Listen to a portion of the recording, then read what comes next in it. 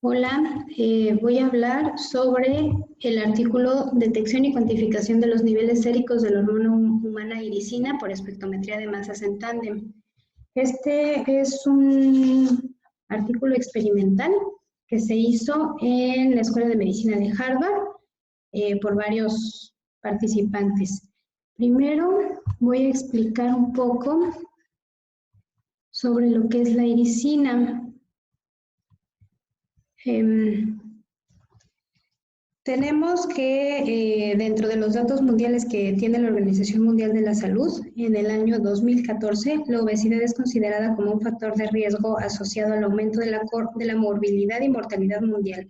Las cifras de sobrepeso y obesidad a nivel mundial son preocupantes, alcanzando el sobrepeso u obesidad en niños menores de 5 años, valores de 6.7%, aproximadamente 44 millones, mientras que la obesidad en adultos de 20 años mayores de 20 años, valores de 10% en hombres y 14% en mujeres.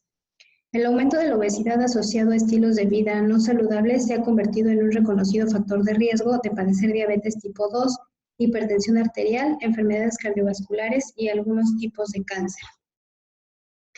Entidades y varios estudios científicos han mostrado que el ejercicio es un estímulo potente para mejorar y prevenir la obesidad, así como también las comorbilidades asociadas a ella.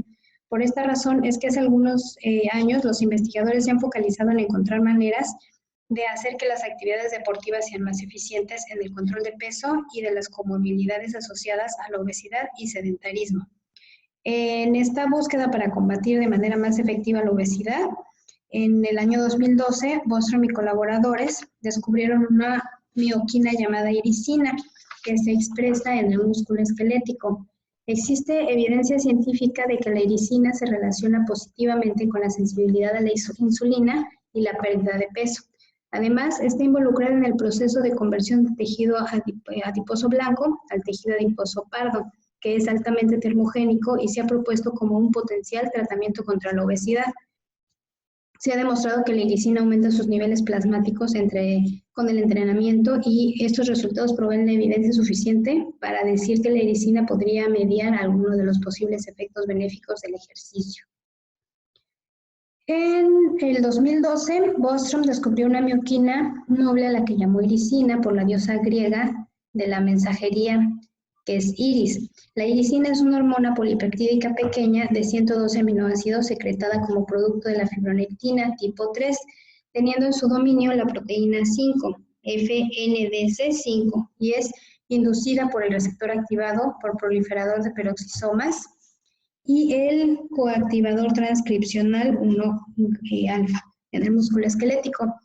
Se le atribuye a la iricina el rol de mediar alguna de las ventajas que se conocen del ejercicio físico, encontrándose como principal función la de actuar sobre células adiposas subcutáneas, transformando grasa blanca en grasa parda, la que es altamente termogénica por medio del aumento de la expresión de la proteína de desacoplamiento mitocondrial 1.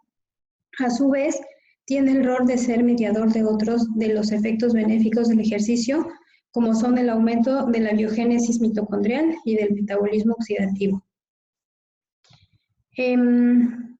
Hacia la secreción de iricina se lleva a cabo en el músculo esquelético. Este es un órgano endocrino que juega un rol importante en la homeostasis metabólica, gracias a la producción de proteínas denominadas mioquinas que actúan como hormonas, cuya liberación está relacionada con la contracción de la fibra muscular.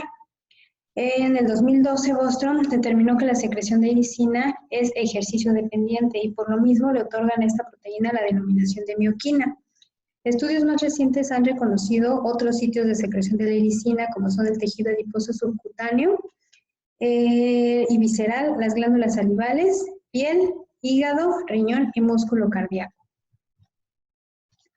La obesidad, como sabemos, está asociada a un mayor riesgo de adquirir distintas patologías y aumentando la morbilidad y mortalidad. Se ha determinado que por las características en la distribución de la grasa corporal es la obesidad de tipo genoide, también llamada obesidad central, la que estaría más relacionada con el riesgo cardiovascular y de sufrir otras patologías. Por esta razón, los autores se han centrado en estudiar las características de los adipocitos, determinando que el tipo de tejido adiposo blanco almacena energía en forma de triglicéridos, mientras que los adipocitos pardos consumen energía. La grasa parda juega un papel fundamental en la termogénesis y el gasto energético en los lactantes. Y si bien hace algunos años se pensaba que en los adultos esta no estaba presente, actualmente y gracias a las nuevas tecnologías se ha podido evidenciar lo contrario y se ha podido determinar que su concentración está asociada a la cantidad de masa magra, ya que su liberación es mediada por la contracción muscular. Distintos estudios han mostrado que los cambios en la actividad del tejido adiposo pardo pueden afectar la termogénesis y la homeostasis de la glucosa.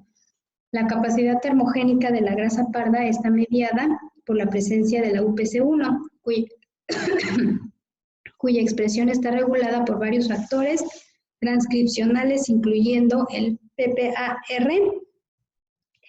que es el proliferador de peroxisomas gamma, y PGC1 alfa, que es el coactivador transcripcional 1 alfa, los que pueden ser inducidos por exposición al frío y al ejercicio a través de la función de la iricina.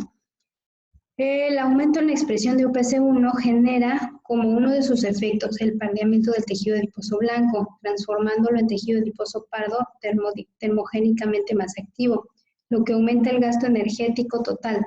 El tejido adiposo pardo contiene un número alto de partículas lipídicas y un número de mitocondrias. En el interior de la membrana mitocondrial se encuentra UPC1, una proteína desacoplante, que al activarse no genera síntesis de ATP, sino que produce un aumento en la liberación de temperatura. Por estas razones, la iricina es considerada una proteína termogénica que aumenta el gasto energético al ser una hormona que media la transformación del tejido adiposo blanco a pardo.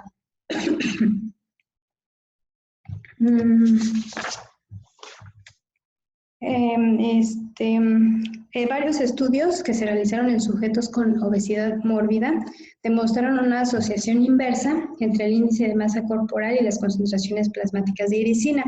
A su vez, en los pacientes que han perdido peso por cirugía bariátrica, se ha encontrado una disminución en los niveles de iricina plasmática. Esto se debe a que la cantidad de masa magra tiene directa relación con la cantidad de iricina liberada, y por eso aquellos sujetos que bajan de peso disminuyendo su porcentaje de masa muscular presentan disminución en las concentraciones de iricina. Gutiérrez y colaboradores en el año 2014 realizaron un estudio comparando sujetos obesos mórbidos con sujetos normopeso, determinando que los sujetos normopeso presentan concentraciones más altas de iricina. Además, descubrieron que la concentración de iricina depende del tipo de obesidad, siendo los sujetos con obesidad de tipo androide los que tienen concentraciones más bajas de iricina comparados con los de obesidad genoide. Estas diferencias se mantuvieron incluso después de que los sujetos con obesidad mórbida fueron sometidos a cirugía bariátrica. En este mismo estudio, luego de 24 horas de incubación in vitro con leptina, se observó una disminución significativa de la expresión del FNDC5 en su RNA mensajero, precursor de la iricina, determinándose que la leptina podría estar involucrada en la regulación de esta. Como mencionamos anteriormente, la obesidad se relaciona con un aumento de posibilidades de sufrir otro tipo de patologías, por ejemplo, la diabetes tipo 2.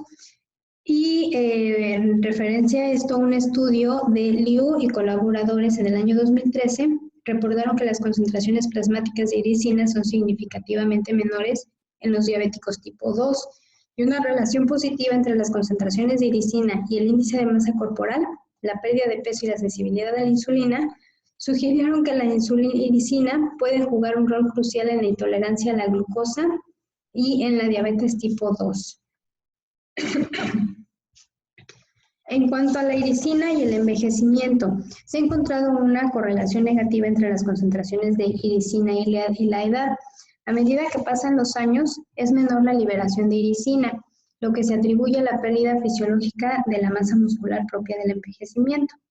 En el año 2012, Ostus y colaboradores descubrieron que la iricina liberada por el músculo al realizar ejercicio de resistencia favorece la neurogénesis, determinante del crecimiento de nuevas células nerviosas. A lo largo de los años, se le han seguido atribuyendo beneficios a la realización de ejercicio regular, como es la mejora de la función cognitiva, y se cree que la iricina sería responsable de mediar este proceso protegiendo el cerebro contra la degeneración. Rana y colaboradores también en el 2014 demostraron que la iricina desacelera el proceso de envejecimiento mediante el alargamiento de los telómeros. Demostraron que sí existe una relación significativa entre los niveles de iricina en sangre y un marcador biológico de envejecimiento relacionado con la longitud de los telómeros, llegando a la conclusión de que las personas que tienen niveles más altos de iricina resultaron ser biológicamente más jóvenes que aquellos con niveles más bajos de la hormona.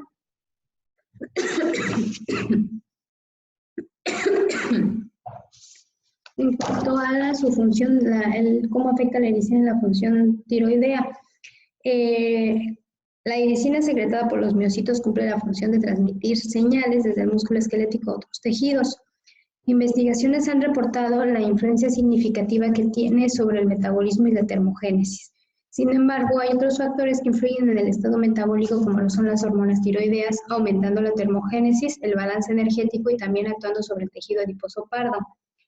Luchala y colaboradores en el año 2014 relacionaron las concentraciones de iricina plasmáticas con la función y producción de hormonas tiroideas, demostrando que los niveles de iricina son menores en pacientes con hipotiroidismo. Determinaron que existe una correlación positiva entre T4 libre y la concentración de iricina plasmática. La relación de iricina con el cáncer. Hay estudios que relacionan estos efectos de la iricina en el cáncer, pero son muy pocos. En el año 2014, Mon y colaboradores realizaron un estudio sin lograr demostrar efectos de la iricina sobre la proliferación celular y potencial malignidad de células cancerígenas relacionadas con la obesidad. Igual en el 2014, un estudio de Gannon y colaboradores, los hallazgos sugieren que la iricina tiene un efecto supresor en el número de células y características migratorias de las células malignas de cáncer de mama, así como también demostraron que es capaz de inducir apoptosis en dichas células. Se ha relacionado a la iricina como el potencial mediador de algunos de los beneficios metabólicos que genera el ejercicio físico, ya que es el ejercicio quien induce la expresión de PGC1-alfa, la que induce liberación de iricina al torrente sanguíneo. Estos estudios evidencian estos beneficios metabólicos que muestra el de Lenker y colaboradores en el 2012, quien determinaron que los pacientes con insuficiencia cardíaca que poseen una mejor capacidad aeróbica tras ser evaluados mediante consumo máximo de oxígeno presentan niveles de iricina más elevados que aquellos con menor VO2 máximo.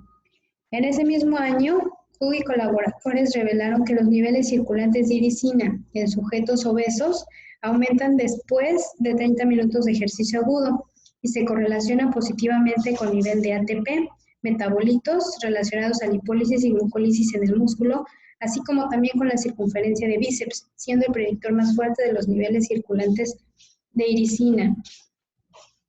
Suya y colaboradores también en el 2014 compararon un protocolo de alta intensidad al 80% del VO2 máximo versus un protocolo de baja intensidad al 40% del VO2 máximo, obteniendo como resultado que la respuesta de liberación de iricina depende de la intensidad del ejercicio, ya que el grupo de ejercicio de alta intensidad, quienes mostraron niveles de lactato más altos, presentaron concentraciones plasmáticas de iricina más altas que su nivel de preejercicio y en relación al grupo de ejercicio de baja intensidad.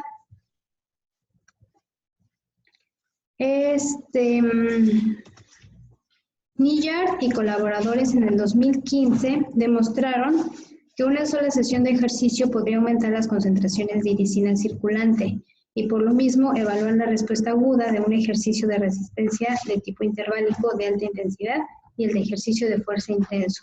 Lo que se determinó fue que en ambos protocolos de ejercicio la concentración de iricina en sangre aumentó.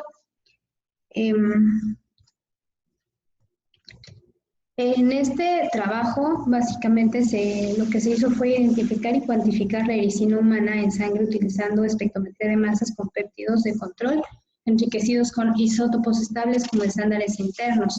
Este método exacto demuestra que la iricina humana circula entre 3.6 nanogramos por mililitro en individuos sedentarios. Este nivel se aumenta a 4.3 nanogramos por mililitro en individuos con entrenamiento aeróbico interválico.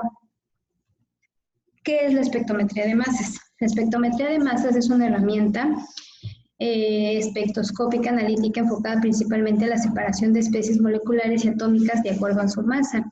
La espectrometría de masas puede ser usada para el análisis de muchos tipos de muestras, desde unidades elementales hasta grandes proteínas y polímeros.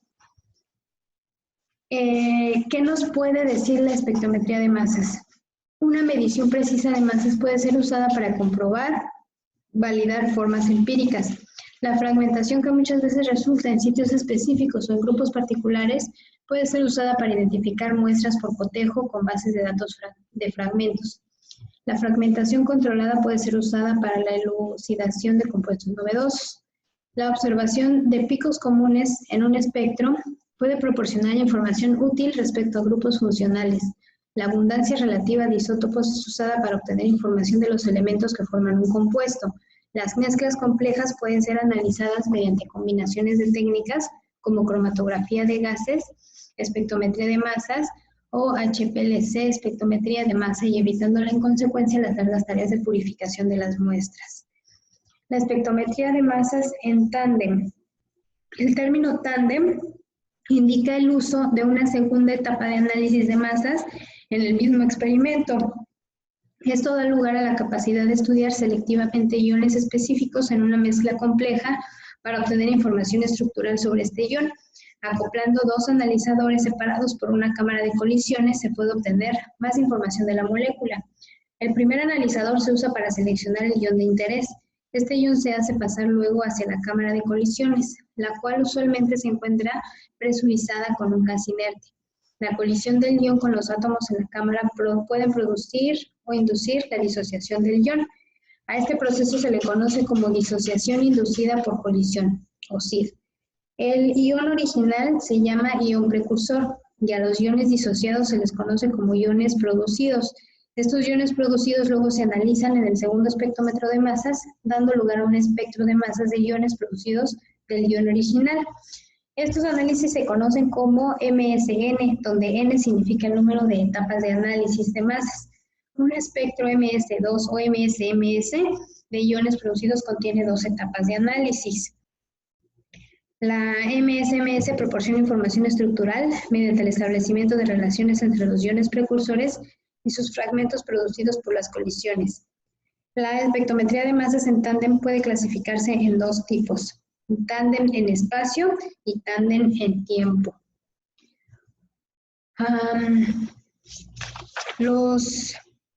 Aquí, se realizó un análisis cuantitativo exacto e imparcial para la detección de iricina humana en el plasma.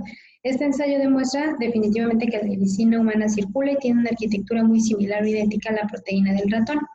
La iricina humana circula a un nivel por encima de los niveles observados para muchas otras hormonas biológicas importantes, pero por primera vez proporciona la cuantificación de los niveles de la circulación de la iricina humana en una manera imparcial y anticuerpo independiente.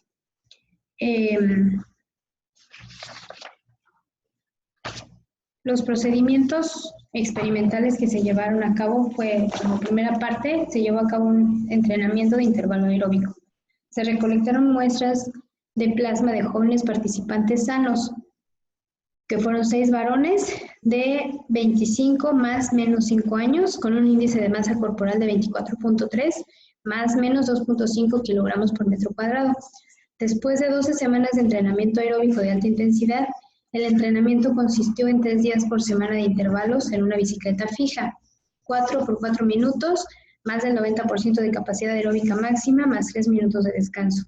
Separado por 2 días por semana de caminar sobre una caminadora, 45 minutos, a 70% de capacidad aeróbica máxima. Todo el entrenamiento fue supervisado en el Centro de Vida Saludable Dan Abram en Mayo Clinic, Rochester, Minnesota. Un grupo separado sedentario sirvió como control sin tratamiento. Fueron 4 varones de 26 años, más o menos 3 años, con un índice de masa corporal de 26.1, más o menos 3.4 kilogramos por metro cuadrado. El consentimiento informado por escrito aprobado por la Junta de Revisión Institucional de Mayo Clinic fue dado por todos los participantes antes de entrar al estudio. Continuamos con la recolección y purificación del plasma. Los participantes consumieron una dieta para mantener el peso durante 3 días y luego fueron ingresados a la unidad de investigación clínica del Hospital Mayo Clinic. El grupo de entrenamiento aeróbico no hizo ejercicio durante el periodo de 3 días de la comida. Los participantes consumieron una cena estandarizada y luego permanecieron ayunando toda la noche. La sangre arterial fue recolectada a las 7 horas en los tubos de la heparina del sodio de un catéter retrógrado en una vena de la mano dorsal, calentada a 49 grados Celsius. El plasma fue separado por centrifugación y almacenado en el análisis a menos 80 grados Celsius. Unit 2. Los especímenes del plasma humano, que fueron 100 microlitros, fueron agotados de la albúmina y del IgG usando Proteome Extract Kit Millipore y concentrado posteriormente usando las columnas del filtro del spin-off del recorte del peso molecular de 3 kilodaltons Millipore. La deglicosilación del plasma fue realizada usando la mezcla de la deglicosilación de la proteína, según el protocolo de desnaturalización del fabricante. Las muestras de plasma deglicosilizada fueron reducidas con TDT de 10 milímetros y alquiladas con yodoacetamida de 50 milímetros antes de ser resueltas por SDS-PESH, utilizando geles prefabricados de 4 a 12% NuPESH bis-3. Para los análisis Western blotting se resolvieron 50 microgramos de proteína para cada muestra de plasma por SDS-PESH. Los geles se transfirieron a las membranas de nitrocelulosa de 0.2 micrómetros de tamaño de poro Protran, en tris de 25 milímetros de glicina de 200 milímetros. Las membranas se bloquearon con leche descremada al 10% en PBS que contenía 0.1% del TWIN durante 1 hora a temperatura ambiente. Las membranas entonces fueron sondeadas con el anticuerpo policlonal del conejo anti-FNDC5, que es la de la iricina. Durante la noche, en 4 grados Celsius, lavado con el ST del PB, incubado con los anticuerpos secundarios conjugados peroxidasa de rábano, seguidos por quimioluminiscencia. La iricina de mamíferos recombinantes se obtuvo de la terapia de Ember. Después, para las digestiones en gel, las muestras de plasmas glicosiladas se redujeron a 10 milímetros TDT y alquilados con 50 milímetros de yodoacetamida, antes de ser resueltos por el SDS-PESH, utilizando 4-12% de NuPESH bis-3. Las piezas, los geles estaban teñidos y los fragmentos fueron suprimidos de la región 10 a 15 kilodaltons. Las piezas de gel fueron decoloradas y deshidratadas al 100% de acetonidrilo y secados al vacío, suspendidos con 50 milímetros de bicarbonato de sodio. Bicarbonato de amonio con 500 nanogramos que ordena la tripsina del grado. Fue agregado para una incubación de noche de 37 grados Celsius. Los resúmenes fueron apagados después de 12 horas con el ácido fórmico del 5% y se desalazó usando utensilios caseros de la etapa como se describió anteriormente. Los péptidos se enjuagaron con 70% de acetonitrilo y ácido fórmico del 1%, después secado usando el speedbag y resuspendido en 10 microlitros de ácido fórmico del 5% y un 4% de acenotrilo que contienen los péptidos de IDE sintetizados de la valina pesada. Se continuó con la cromatografía líquida y espectrometría de masas en tándem. Los datos de espectrometría de masa se recolectaron mediante una QX activa o LTQ, que es Orbitrap Elite Mass. El espectrómetro acoplado a un automuestrador famoso y una bomba de cromatografía líquida separaron los péptidos en una columna microcapilar de diámetro interno de 10 micrómetros embalada con 0.5 milímetros de resina, seguida de un compuesto de 20 centímetros de Acucor C18. Para cada análisis se cargó con 2 microlitros en la columna y los péptidos se separaron utilizando un gradiente de 50 minutos de 8 a 30% de acetonitrilo al 0.125% de ácido fórmico con un caudal de 300 nanolitros por minuto. Después Se realizaron análisis de la supervisión de la reacción paralela mediante espectrómetro de masas Q exactivo, un escaneo MS completo. Estos escaneos completos de MS fueron seguidos por escaneos de 25 a 50 PRM a resolución de 35.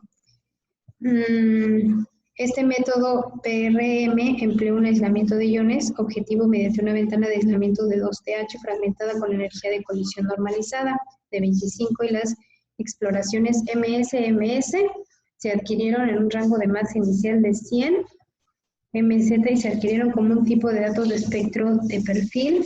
El precursor y los iones de fragmento fueron cuantificados usando la versión 3.1 del horizonte.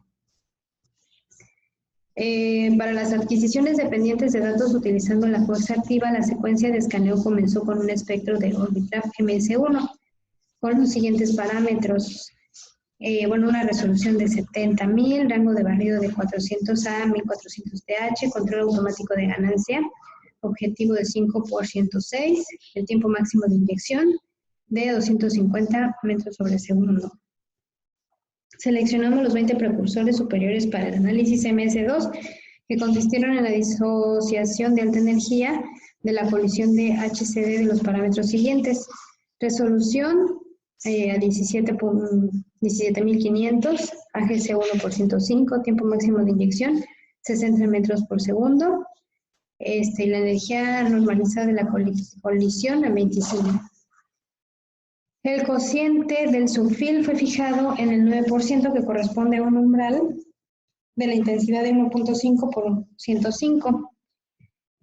Para las adquisiciones dependientes de datos utilizando un LTQ Orbitrap, la exploración de la encuesta MS1 se realizó en el Orbitrap en el intervalo 300 a 1500 TH. Los tiempos máximos de acumulación de los iones se ajustaron a 1000 metros por segundo para los escaneos MS de encuestas y a 250 metros por segundo las exploraciones MS2. No se sometieron a MS2 las especies de iones por los que no se pudo determinar un estado de carga. Los iones dentro de una ventana de 10 alrededor de los iones seleccionados para MS2 fueron excluidos de la selección adicional para la fragmentación para 120 segundos. Y ya la identificación de péptidos y proteínas. Tras la adquisición de datos de espectrometría de masas, los archivos Thermo Fisher Raw se convirtieron en formato MZXML y se procesaron utilizando un conjunto de herramientas de software desarrolladas in-house para el análisis de datasets de proteómica. Todos los precursores seleccionados para la fragmentación MS-MS fueron confirmados usando algoritmos para detectar y corregir errores en la asignación de pico monoisotópico y refinar mediciones de masa de iones precursores. Todos los espectros MS-MS fueron exportados como archivos DTA individuales y buscados usando el algoritmo sequest. Estos espectros fueron buscados contra una base de datos que contenía secuencias de todas las proteínas humanas reportadas, UniProt, en las orientaciones hacia adelante y hacia atrás. También se incluyeron secuencias contaminantes comunes de proteínas, por ejemplo, queratinas humanas, tripsina, porcina. Se seleccionaron los siguientes parámetros para identificar péptidos de muestras de péptidos sin enriquecimiento. Ninguna digestión enzimática, hasta 2 inhibidores faltadas de tríptico, modificaciones variables, oxidación de la metionina y la desamida de asparagina. Las modificaciones fijas, carbamidometilación de cisteína, algoritmo de ASCOR para cuantificar la confianza con la cual cada modificación de la desamida podría ser asignada a un residuo particular de cada péptido. Se consideró que los péptidos con ascores superiores a 13 se localizaban en un residuo particular. Y bueno, pues esto fue lo que se llevó a cabo en el estudio para determinar y cuantificar, encontrar y cuantificar la irisina en sangre. Gracias.